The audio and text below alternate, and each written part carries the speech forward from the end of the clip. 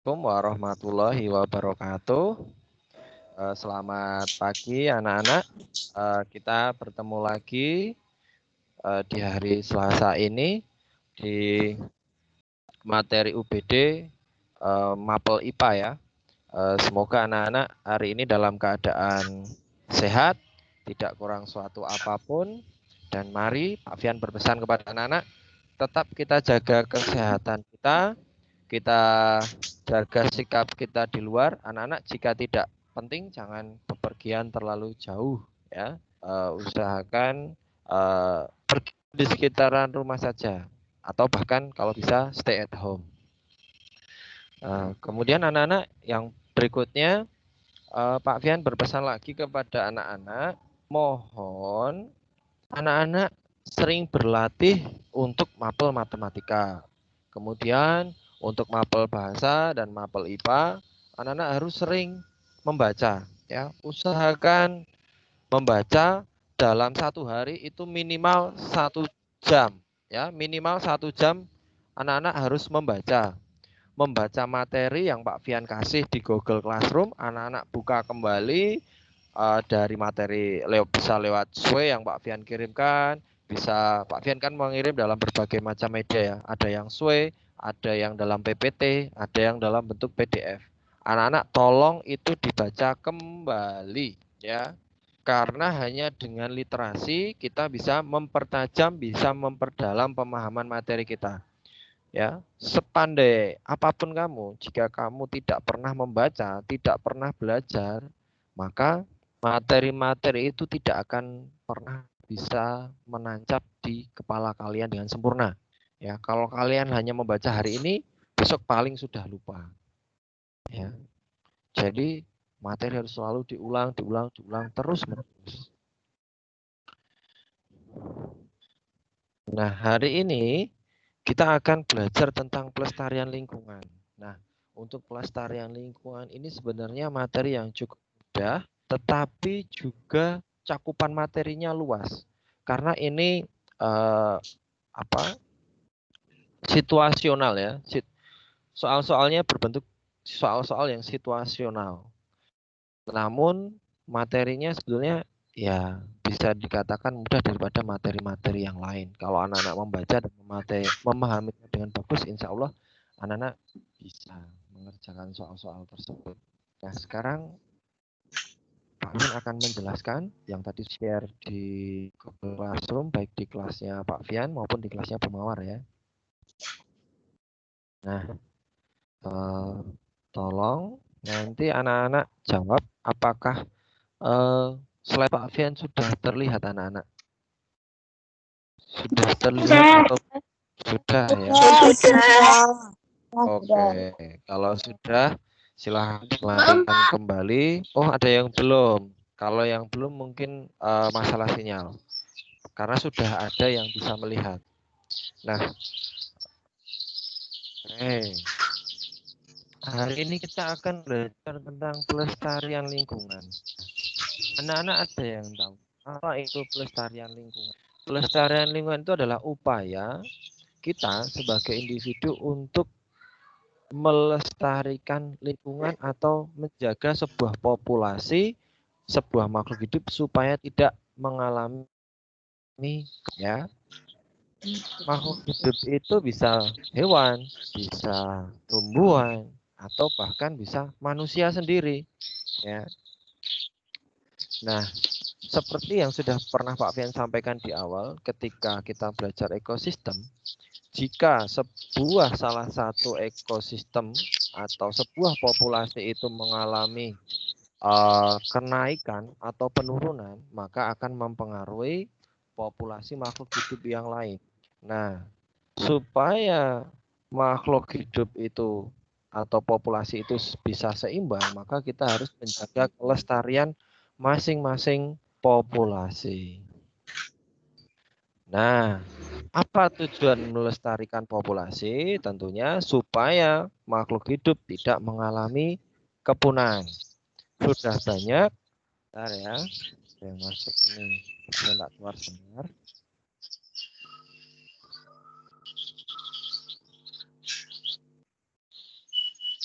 sudah banyak makhluk hidup di dunia ini yang saat ini mengalami kepunahan. Ya, Pak Fian nggak akan jauh-jauh. Di Indonesia saja ada harimau Jawa yang saat ini sudah hilang keberadaannya sejak sekitar 1980-an. Nah, apa yang menyebabkan itu? Nah, penyebabnya sebenarnya sederhana. Yang menyebabkan adalah ulah manusia karena mereka melakukan perburuan secara liar. Ya. Jadi hewan itu diburu tanpa melihat populasinya itu masih ada atau tidak. Ya. Sehingga kalau kita itu memburu sebuah hewan dengan tidak terkendali, maka akan menyebabkan populasi sebuah hewan akan punah. Nah, sekarang anak-anak juga bisa mengamati di sekitar kalian. Apakah anak-anak sering mendengar suara burung? Ya, pasti anak-anak sudah jarang mendengarkan suara burung. Ya, mungkin masih ada, tapi tidak sebanyak dulu. Yang ada paling burung-burung kecil. Ya, burung kutilang paling sedikit. Yang paling sering adalah burung perenjak. Atau kalian paling sering lihat di sawah itu burung pret atau burung pipit ya. Itu paling banyak populasinya di sekitar kita. Tapi apa pernah anak-anak melihat burung gagak? Itu sudah tidak ada. Apa pernah anak-anak melihat burung elang? Itu juga sudah jarang sekali. Ya, mungkin elang itu ada, tapi tidak ada di sini ya. Itu sekarang ada di daerah pegunungan dan populasinya juga semakin sedikit, tidak seperti zaman dulu yang populasinya cukup banyak. Nah, kemudian kita akan belajar bagaimana atau upaya apa yang bisa kita lakukan untuk melestarikan makhluk hidup baik hewan maupun tumbuhan. Nah, di materi yang sudah Pak Fian sampaikan tadi, yang pertama kita melakukan reboisasi. Nah, ada yang tahu apa itu reboisasi? Ya, siapa yang tahu? Penanaman tumbuhan atau Ya, betul. Reboisasi itu adalah proses penghijauan kembali atau menanam kembali ya, tumbuh-tumbuhan. Jika di sekitar kita sudah tidak ada tumbuh-tumbuhan, maka kita wajib tanam tumbuh-tumbuhan. Nah, itu sebutannya istilahnya adalah reboisasi. Anak-anak bisa mencatatkan di buku catatan. Jika ada yang tidak tahu ya, di reboisasi itu adalah penghijauan kembali atau penanaman kembali. Kemudian yang kedua, mengeluarkan UU tentang lingkungan hidup. Apa UU? UU itu adalah undang-undang. Nah, ketika ada UU atau undang-undang tentang lingkungan hidup, maka siapapun yang melanggarnya itu bisa dipidanakan. Bisa kita laporkan kepada pihak yang berwenang. Bisa dipenjarakan atau bisa dikenai sanksi. Kemudian menjalankan program menanam 1000 pohon. Nah, anak-anak pernah ini ya, yang kelas 5 itu tentunya sudah pernah kita di sekolah kita melakukan program 1000 pohon. Nah, tujuannya adalah untuk melestarikan tumbuhan. Nah, di sekolah kita kalau anak-anak merasakan itu juga sudah sangat rindang ya. Kemudian langkah keempat kita adalah tidak membuang limbah ke sungai dan laut. Ya, limbahnya berupa apa? Bisa berupa plastik. Yang saat ini paling banyak adalah plastik. Ya, yang sering dibuang di sungai dan di laut adalah apa akibat dari kegiatan tersebut? Jika kita membuang limbah berupa sampah ke sungai atau laut, yang pertama akan buat sungai menjadi dangkal. Dangkal itu artinya semakin apa ya?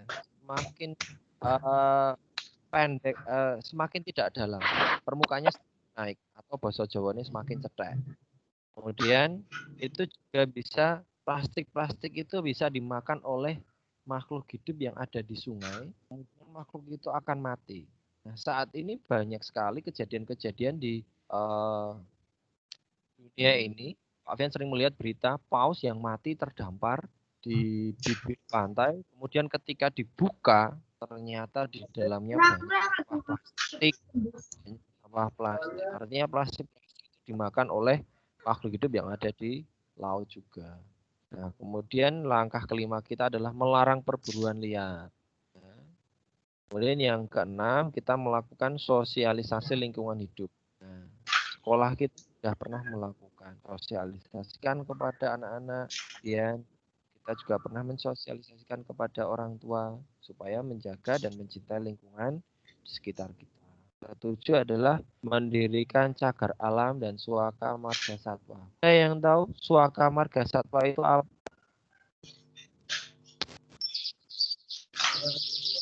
Ada yang tahu suaka marga satwa itu apa? Iya, tempat untuk perlindungan hewan ya. Suaka marga satwa itu khusus untuk hewan ya, hewan. Nah, ada yang tahu suaka marga satwa di dekat kita di daerah Jogja itu di mana? Atau ada yang pernah mengunjunginya? Tahu nggak di mana?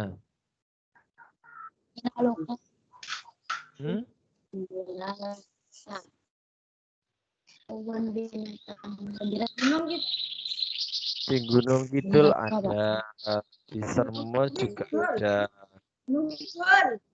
Ya benar, Gunung Kidul ada. Nah, cagar alam ini juga tempat kita melestarikan hewan maupun tumbuhan ya. Yang kedelapan adalah menerapkan sistem tebang pilih tanam. Maksudnya apa? Jadi sistem tebang pilih tanam itu adalah kita itu boleh menebang pohon. Setelah kita menebang, kita tanam dan kita tebang pohon-pohon yang sudah tua atau sudah jangan sampai kita menebang pohon yang masih kecil. Ya, yang kita tebang adalah pohon yang benar-benar sudah tua dan besar. Kemudian kalau sudah kita tebang, kita harus wajib menanamnya, tanam kembali. Kita tebang satu ya kita tanam satu, kita tebang dua ya kita menanam dua. Lebih boleh.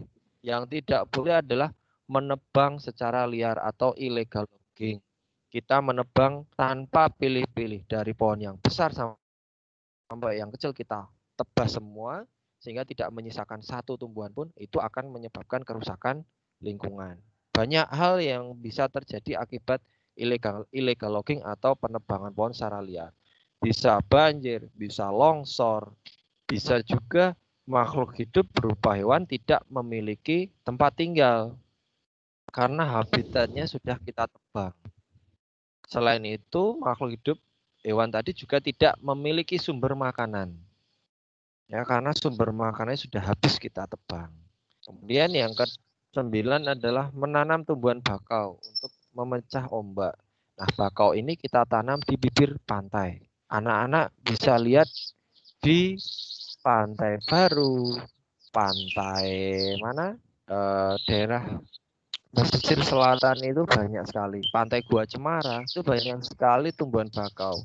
Nah, di sana tujuannya adalah untuk memecah ombak supaya ombak tidak sampai ke bibir pantai. Nah, pengikisan tanah oleh ombak itu kita sebut dengan abrasi anak-anak ya, abrasi. Pengikisan tanah atau daratan akibat gelombang air laut. Nah, cara mencegahnya dengan menanam pohon bakau. Nah, kemudian di samping kanan ini ada penyebab berkurangnya hewan atau tumbuhan. Ada 4. Penebangan liar, perburuan liar, perdagangan ilegal, dan yang terakhir adalah alih fungsi lahan atau habitat. Nih. Kemudian yang berikutnya adalah menunjukkan dampak dari perilaku kegiatan manusia yang akibat buruk bagi lingkungan. Nah, kondisi lingkungan ini dampak dari perilaku kegiatan manusia. Dampaknya ini, daerah perbukitan gundul. Nah, bagaimana upaya pelestariannya? Kita melakukan reboisasi, ya ini penanaman kembali, ya dengan pohon yang berkayu. Reboisasi ini biasanya dengan tanaman kayu, bukan tanaman semusim. Tanaman semusim itu apa? Tanaman yang ditanam dan akan habis masa panennya dalam jangka beberapa bulan. Tanaman musiman itu bisa contohnya cabai, padi, jagung, terong, sawi itu namanya tanaman musim. Ya, dan tanaman bukan berkayu. Kalau tanaman berkayu itu ya pohon jati, pohon pinus, pohon beringin, pohon akasia. Nah, itu yang bisa kita gunakan untuk reboisasi tanaman berkayu. Kemudian yang kedua, nah, kondisi tanah yang kritis dan tidak produktif. Nah, bagaimana kita melestarikannya? Dengan rehabilitasi lahan, yaitu pengembalian tingkat kesuburan tanah. Dengan cara apa ini? Dengan memupuk tanah menggunakan pupuk organik atau pupuk yang berasal dari bahan-bahan alami. Seperti kotor, kemudian tumpukan daun yang akan menjadi kompos. Nah, itu bisa mengatasi tanah kritis atau tidak produktif. Kemudian daerah rawan banjir. Nah, daerah rawan banjir ini adalah bantaran sungai. Cara melestarikannya menjaga daerah resapan air dengan cara ditanami berbagai jenis tanaman sehingga dapat menyerap air. Nah, kenapa yang digunakan tanaman? Karena tanaman itu mampu menyimpan air pada bagian akar-akarnya. Ya, sehingga akar itu punya dua fungsi anak-anak. Yang pertama, dia menyerap air. Yang kedua, dia itu mencengkeram tanah. Ya, ketika menyerap air untuk mengatasi banjir, mencengkeram tanah untuk mengatasi longsor. Kemudian yang keempat adalah pertanian di lereng pegunungan. Nah, cara melestarikannya adalah pembuatan sengketan atau terasering. Sengketan atau terasi ini bagaimana? Membuat lahannya dibikin berundak-undak seperti tangga, ya, dibikin bertingkat-tingkat. Anak-anak silakan perhatikan ketika anak-anak pergi ke daerah Gunung Merapi, daerah Kaliurang, atau daerah mana saja yang perbukitan, pasti lahan pertaniannya akan dibikin berundak-undak, ya, dibikin naik turun seperti itu. Kemudian pembuangan limbah ke sungai. Bagaimana cara mengatasinya? Membuat larangan, ya, membuang limbah ke sungai atau mengolah limbah sebelum dialirkan ke sungai. Artinya limbah yang dibuang ke sungai itu harus limbah yang bersih. Nah, limbah apa yang bisa dibuang ke sungai dalam bentuk bersih? Itu adalah limbah cair, anak-anak. Limbah cair. Kemudiannya rusaknya ekosistem laut. Bagaimana cara mengatasinya? Nah, ini penegakan hukum bagi pelaku pengguna alat tangkap ikan pukat harimau. Apa itu pukat harimau? Pukat harimau itu adalah menangkap ikan dengan jaring yang lubangnya sangat kecil. Kok nggak boleh, Pak? Apa? Karena apa? Ikan-ikan yang kecil ikut tertangkap. Kemudian yang ketujuh, nah ini erosi atau pengikisan tanah oleh air dan angin. Bagaimana melestarikannya? Reboisasi dan penghijauan. Abrasi, pengikisan daratan oleh air laut, memasang pemecah ombak dan menanam pohon bakau. Nah, pemecah ombak ini anak-anak bisa melihatnya di Kulon Progo, tepatnya di Pantai Glagah. Sudah ada yang pernah ke sana lihat pemecah ombak di Pantai Glagah? Belum. Wah, besok silakan anak-anak kalau situasinya sudah membaik, anak-anak silakan ke Pantai Glagah, lihat pemecah ombak di sana. Bentuknya beton-beton yang sangat besar dan dipasang di bibir-bibir pantai. Nah, kemudian ini ya, ini manfaat pelestarian alam. Anak-anak, yang pertama, ketika alam itu lestari, kita akan terhindar dari berbagai penyakit. Yang kedua, lingkungan menjadi lebih sejuk.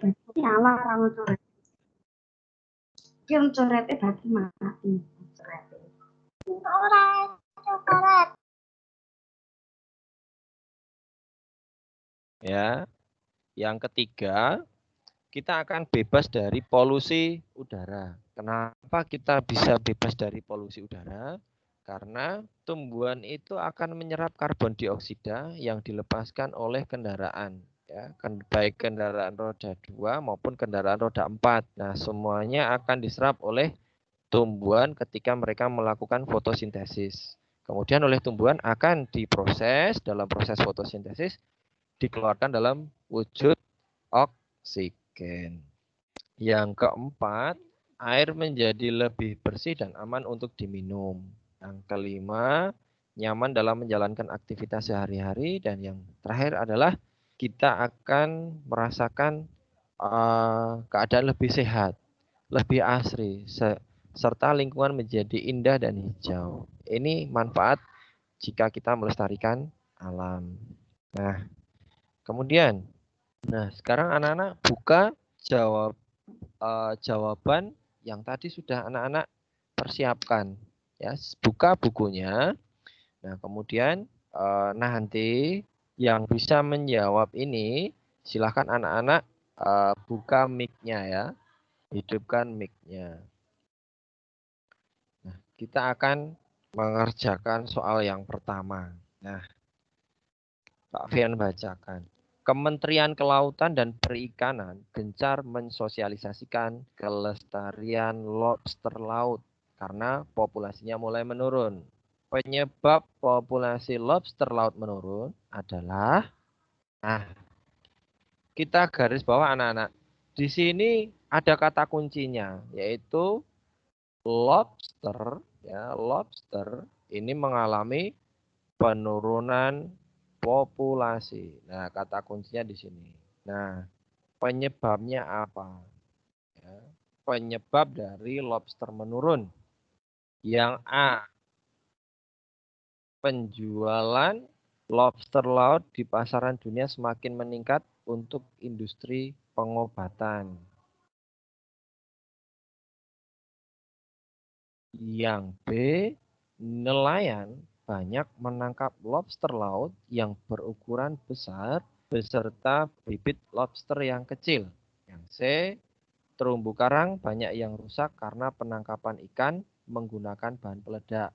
Yang D, pencemaran air laut menyebabkan sistem pernafasan lobster laut terganggu. Nah, kira-kira yang jawabannya itu sesuai dengan kalimat tanya ini apa? Yang A, B, C, atau D? B. Apa? Bebek? Apa dadu? Bebek apa dadu? Oh, bebek. Kenapa? Bebek. Kenapa bebek anak-anak? Kok bisa B ini menyebabkan populasinya menurun? Kenapa? Karena nelayan banyak yang menangkap lobster laut berukuran besar beserta lobster kecil. Iya, betul. Karena ini loh, lobster laut yang berukuran besar sampai kecil. Kalau lobsternya yang ditangkap hanya yang besar, kira-kira boleh apa tidak? Boleh. Boleh, boleh. Nah, menjadi tidak boleh karena ini ya, karena ini loh, sampai lobster yang kecil. Nah, kegiatan ini namanya adalah perburuan Liar. liar. Benar. Ya, ini yang liar itu seperti ini. Ini yang tidak boleh. Tapi ini menjadi benar ketika yang ditangkap hanya yang berukuran besar. Ya, itu namanya pilih-pilih. Ya, penangkapan secara pilih itu yaitu hanya ditangkap yang besar, yang kecil dibiarkan. Itu baru benar. Benar ya. Ada yang ini anak-anak. Ada yang so, admit dulu.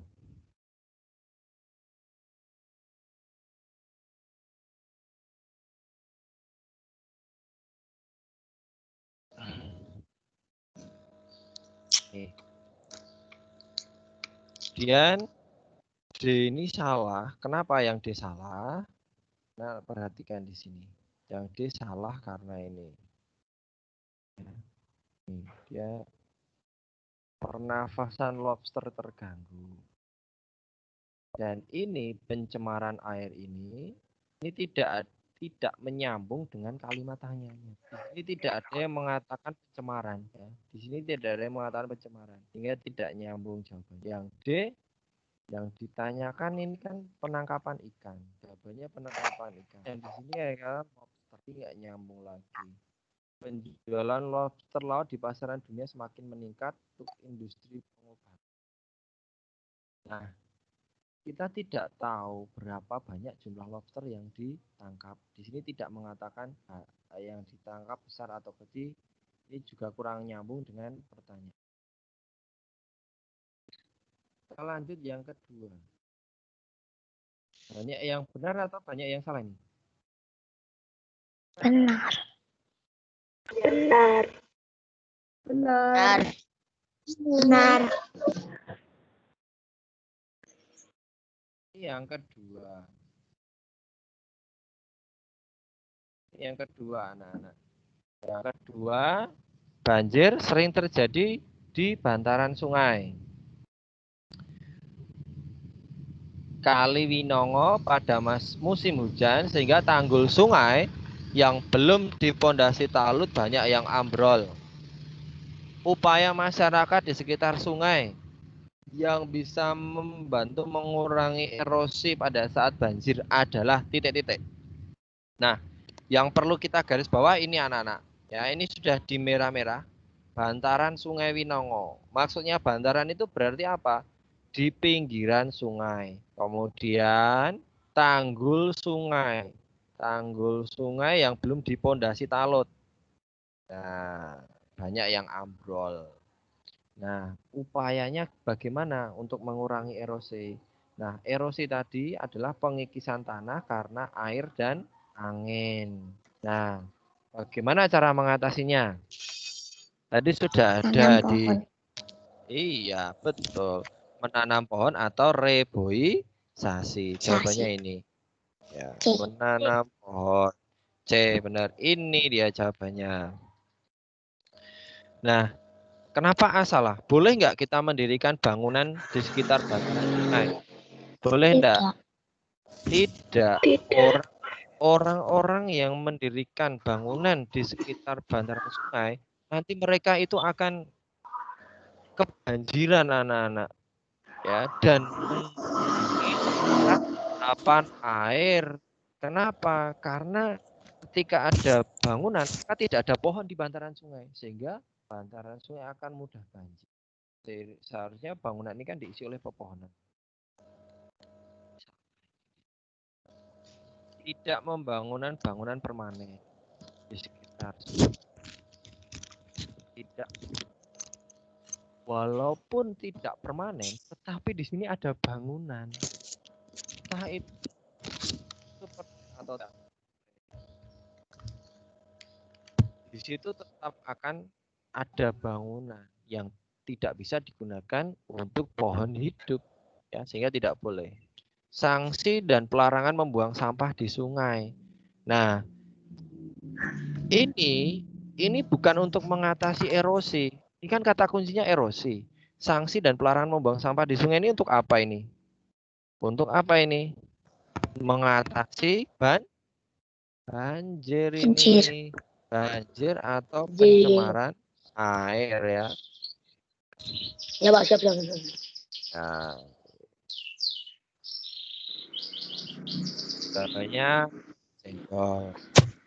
Kemudian kita bahas yang berikutnya. Yang ketiga. Nah, ini yang ketiga. Kesadaran warga untuk tidak membuang tinja atau air besar lantai tanpa menggunakan WC masih rendah. Perilaku seperti ini banyak dilakukan oleh warga di sekitar bantaran sungai. Dampak negatif. Nah, ini perlu kita garis bawah. Yang ditanyakan adalah dampak negatif kegiatan manusia tersebut bagi kesehatan lingkungan warga adalah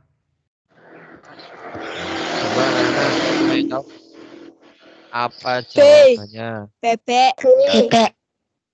Air tercemar bakteri E. coli. Ada yang tahu bakteri E. coli itu bakteri apa? Enggak tahu. Enggak tahu. Enggak tahu. Coba yang lainnya, ada yang tahu? Bakteri pencerna. Ah, bener.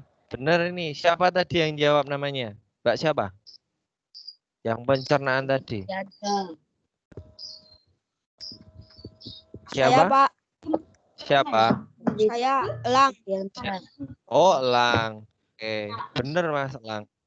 Jadi bakteri E. coli itu bakteri yang ada di usus manusia yang membantu proses pencernaan. Ya. Tujuannya untuk apa? Dia membantu pencernaan untuk apa? Membusukkan sisa-sisa makanan yang akan membusukkan sisa-sisa makanan yang kemudian akan keluar melalui feses dalam bentuk tinja. Nah, ada yang masih ingat hubungan antara manusia dengan bakteri E. coli dalam simbiosis? Hubungannya apa simbiosisnya? Ada yang masih ingat nggak? Yo, sambil kita apa coba simbiosisnya? Mutualisme. Pinter, benar, mutualisme. Ya, benar mutualisme. Ya, jadi hubungan atau simbiosis antara bakteri E. coli dan manusia itu adalah simbiosis mutualisme. Dia bakteri yang baik untuk manusia. Nah, tapi ini akan menjadi dampak negatif ketika tinja yang seharusnya dibuang di WC itu dibuang di sungai, maka akan menyebabkan sungainya terkena bakteri E. coli. Ya.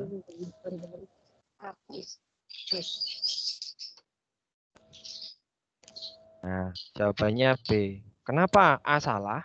Kenapa A salah? Yang ditanyakan adalah tempatnya di sungai. Tapi di sini air sungai, air sumur ya. Ini air sumur yang ini jadi salah, tidak nyambung. Kemudian, nah ini air sumur ini juga air sumur ya. Padahal di sini tadi konteksnya di sungai, tapi di sini air sumur, nggak nyambung. Dan kadar pH air menjadi tinggi, ini juga tidak. Jawabannya adalah B.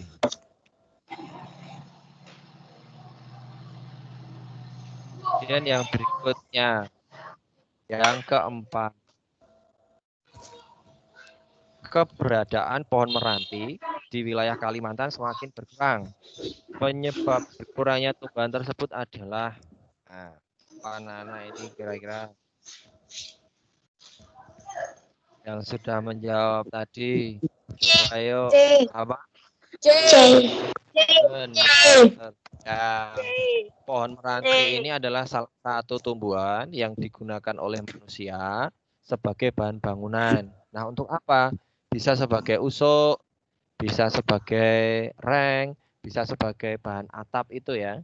Nah, sehingga karena penggunaannya itu berlebihan, maka menyebabkan populasi meranti di Kalimantan semakin berkurang. Nah, kejadian ini terjadi akibat penebangan secara liar atau illegal logging yang seharusnya dengan cara tebang pilih tanam, ya kan? Yang baik itu tebang pilih tanam, menebang kemudian menanam. Maka tidak akan terjadi kejadian ini. Jika kita melakukan tebang pilih tanam, tidak akan terjadi kekurangan pohon meranti. Ya, hal ini terjadi karena penebangan liar. Bisa tapi ada gambarnya. Penebangan liar. Nah, anak-anak lihat ya ini gambarnya. Lihat tuh. Lihat.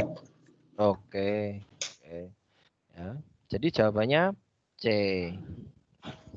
Kalau berkurang, yang A ini salah kenapa? Karena terjaga. Nek berkurang itu tidak mungkin terjaga ya. Maka ini salah. Yang B salah karena ketatnya. Jika ketat aturan penebangan, maka juga tidak akan terjadi kekurangan. Yang D, daunnya banyak digunakan sebagai pupuk kompos. Kalau hanya daun yang digunakan, maka pohonnya nggak akan berkurang. Kan yang diambil daunnya. Pohonnya berkurang itu jika ditebang pohonnya. Maka D ini salah karena di sini ya. Oke. Dia salah. Jawabannya C. Kita lanjut lagi. Yang kelima atau yang terakhir. Ya, kita cek yang terakhir. Nah, ini anak-anak. Dinda tinggal di sekitar perempatan jalan raya yang dilalui kendaraan masuk ke terminal. Jalur tersebut sering terjadi kemacetan yang disebabkan ketidaktertiban para pengguna jalan. Nah, Dinda dan penduduk di sekitarnya merasa lebih panas dan pengap berdasarkan ilustrasi. Ya, berdasarkan ilustrasi, dampak tersebut disebabkan oleh titik-titik. Nah, anak-anak lihat di sini ya. Anak lihat di sini. Nah,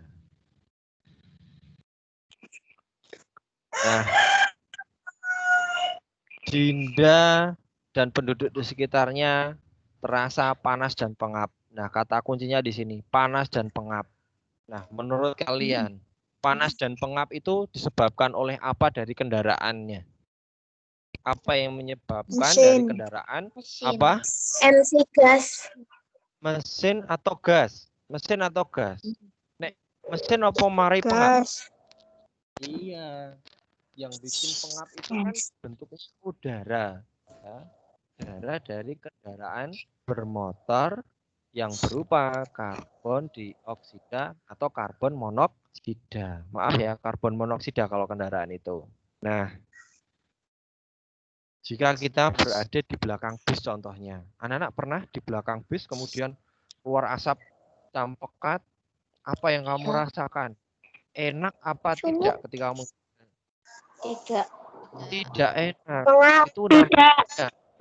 Itu namanya pengap, karbon monoksida. Jika kita hirup dalam volume yang maka akan menyebabkan kerusakan pada organ pernapasan kita. Nah, maka dari ini yang menurutmu benar yang mana berarti jawabannya? A. Yang mana? C. A.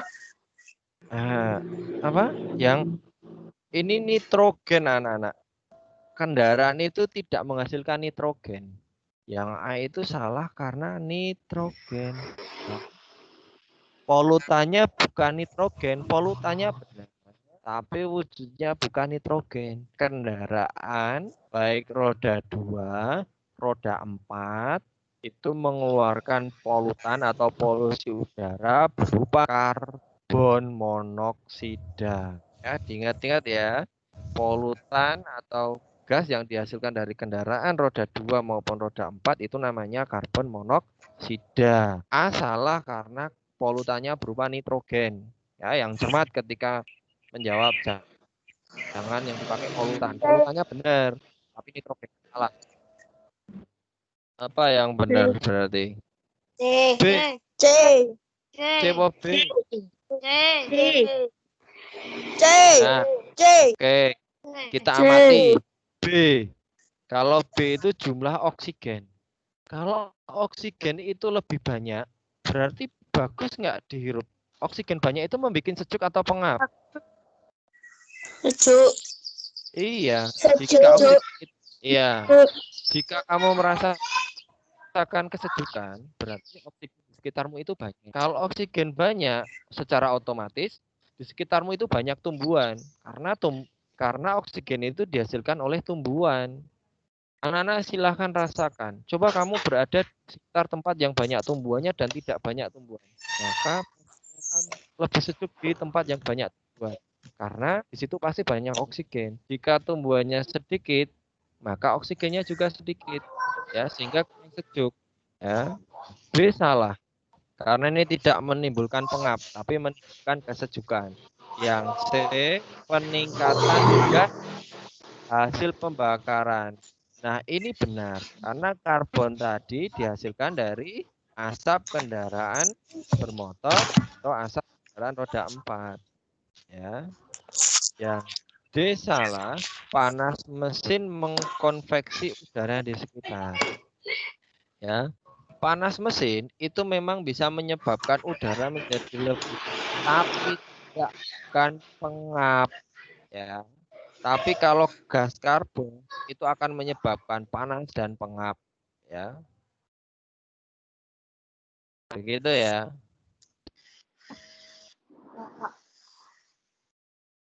Jadi jawabannya C. Begitu anak-anak untuk materi nomor 5. Nah, sudah habis. Anak-anak, Pak Fian mau tanya, ada yang mau ditanyakan nggak tentang materi pelestarian? Pak Fian tunggu. Yuk, silahkan. Jika ada yang ingin tanya terkait dengan reboisasi, erosi, abrasi, sudah paham? Oke, kalau sudah paham, Sudah. nanti anak-anak Pak Fian punya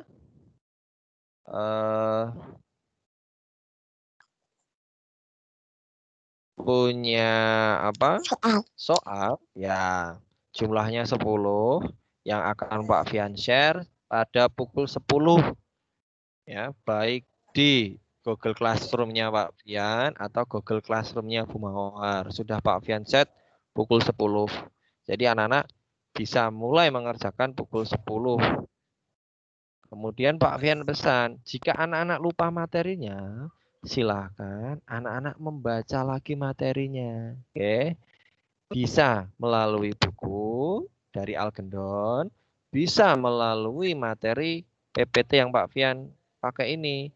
Atau kalau anak-anak punya materi yang lain dari buku detik-detik dari kakak kelasmu yang dulu, boleh punya materi yang lain dari YouTube, boleh dipakai juga. Ya, sumber materi itu tidak harus dari Pak Fian atau Bu Mawar, bisa dari Bapak Ibu guru yang lain, bisa dari sumber yang lain, YouTube juga boleh. Ya, nah kalau anak-anak menemukan sebuah materi yang janggal, yang Pak Fian sampaikan dengan materi dari YouTube kok berbeda, anak-anak boleh menanyakan ke Pak Fian dan Bu Mawar. Ya, Pak Fian dan Bu Mawar akan membuka sekali pertanyaan via WhatsApp atau telepon, silahkan. Jika ada kesulitan, bertanya. Jangan diam. Oke? Silahkan bertanya. Ketika kami ada waktu, pasti kami akan menjawabnya dengan senang hati. Begitu anak-anak, kalau tidak ada pertanyaan, maka Vicon hari ini nanti bisa kita akhiri. Dan sekali lagi, anak-anak, mohon literasinya yang dan jika ada latihan matematika dari Bu Mawar, pastikan anak-anak menghitungnya secara manual. Jangan ada yang menghitung menggunakan kalkulator. Kalau anak-anak menghitung menggunakan kalkulator, anak-anak hanya akan bisa menemukan jawaban, tapi tidak akan melatih kemampuan otak kalian. Kemudian ada tugas juga dari Pak Fian dan Bu Mawar, daily activity, tolong dikerjakan ya. Kegiatan membantu orang tua, 2 juga kegiatan ibadah. Membantu orang tua itu banyak loh anak-anak. Bisa merapikan tempat tidur, bisa menyapu, bisa mengepel, bisa mencuci piring, bisa apa lagi ya? Meletakkan makanan, setelah kamu makan kamu kembalikan lagi ke cucian. Itu namanya membantu orang tua. Ya, bisa menyiram tanaman, macam-macam. Nah, itu tinggal difoto, kemudian dikirimkan di Google Classroom di tugas daily activity. Ya, mudah. Ya, tolong nanti dikirimkan di hari Selasa, Kamis, dan Sabtu. Ya. Begitu anak-anak dari Pak Fian. Jika tidak ada pertanyaan, maka akan Pak Fian akhiri. Terima kasih sudah mengikuti Vicon hari ini. Assalamualaikum warahmatullahi wabarakatuh.